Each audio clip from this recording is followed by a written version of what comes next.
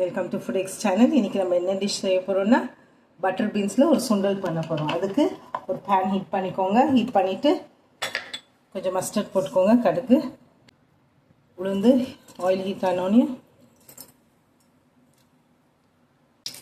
cumin seeds, சீரகம் போட்டுக்கோங்க. Finally சாப் க்ரீன் சில்லிஸ், பொடியாக நறுக்கின பச்சை மிளகாய், கறி லீஃப், கருவேப்பிலை, பொடியாக நறுக்கின சாம்பார் வெங்காயம், ஷாலட், salt, add some hing, cook it for 2 minutes, add some salt to it, கொஞ்சம் உப்பு சேர்த்துக்கோங்க.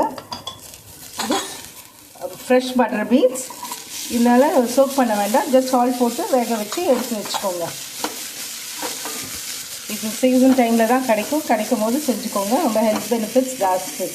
நல்லா சால்ட் பண்ணிவிட்டு grated coconut, add some grated coconut, அவ்வளோதான், ரெடி ஆகிடுச்சு.